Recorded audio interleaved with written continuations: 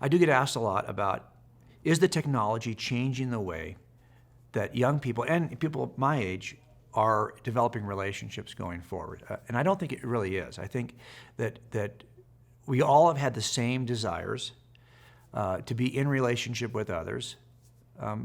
We're wired this way. We're designed by God to be in community with others. And I don't think that changes. Now, the question is meaningful relationships. I think what we have with social media is we've expanded the number of kind of superficial relationships. But we've always had those kinds of superficial relationships. There was always somebody that you would go to school with that maybe you weren't close to. You just say, hey, how's it going? You know, you just kind of that passing communication in the hall.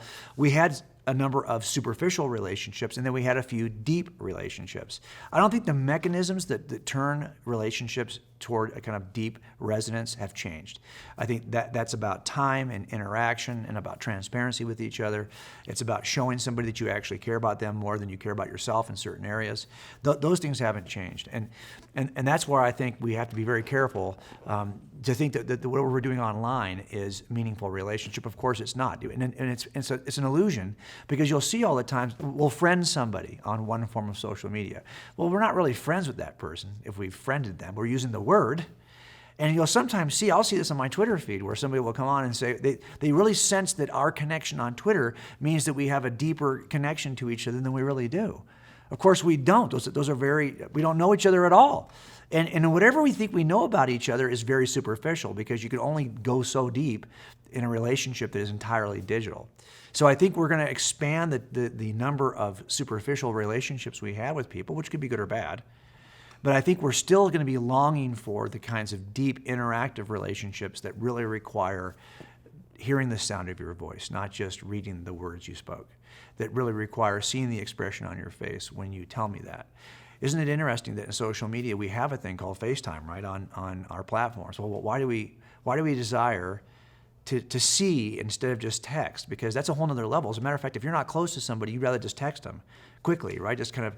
But if you're really you want to see what they're saying, if what that statement means something to you, you want to see that expression on their face. You want to hear the way that they deliver that line. You want to hear the kind of the context of how they voice a certain sentence.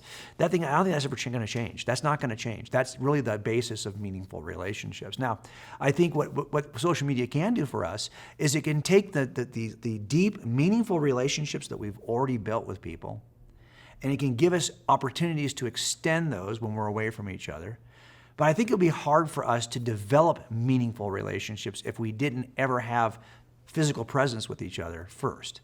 I don't think that's going to change very much. Now, what's sad is I think that we have exchanged the title.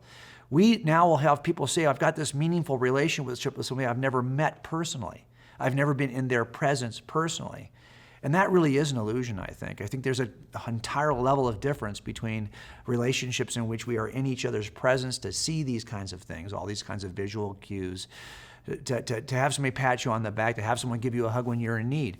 These things cannot be done digitally. But I think the only danger is we don't want to start to act as if those are the same kinds of meaningful relationships that we have with the people who are actually in their physical presence. So I think there is a danger, I think, in exchanging this definition and substituting what we see online with what we actually have traditionally seen amongst each other in our physical presence. Now, I do also think, though, that there's a sense in which at my age, I find myself not taking very seriously the criticism of people who are online.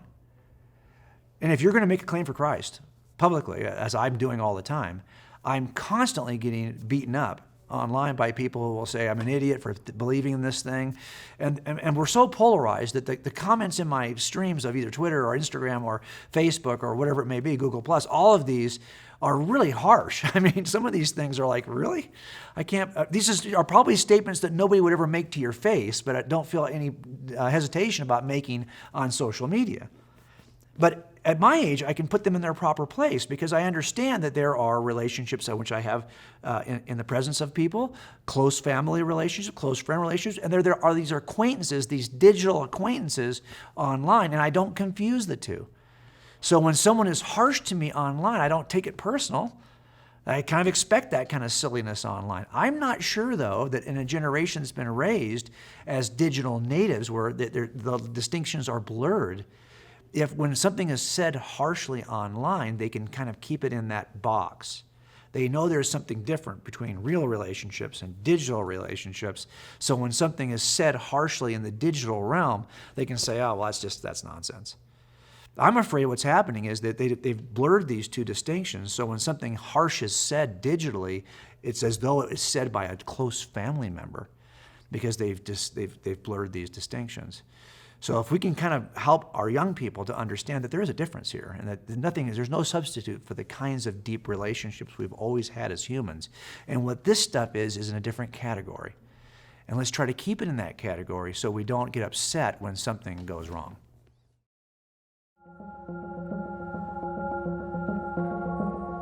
Something that Summit has taught me, though, is like, whenever it comes to the spiritual climb, you need people near you. It's amazing to just experience all these young people who are really invested in actually finding truth. And being around so many people my age, so many of my peers, who are not only passionate about their own things, but passionate about your passions. Like, they want to know what drives you, and they want to know what aspects of God excite you and what that looks like for you vocationally and in your life. And being all together all the time definitely builds relationships fast and strong relationships, because we're all so similar. We cut out all the small talk and we get right to business. Talking about the deep things in life, I think, can really pull people together. Trust forms a little quicker here. Often trust forms when you face adversity together.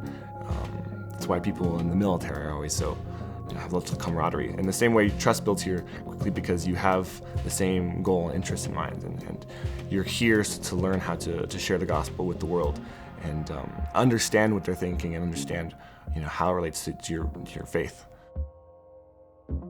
When I go home, I'm going to be intentional to develop those relationships, and to be very loving when I share my faith, and to be clear and not to go around the truth.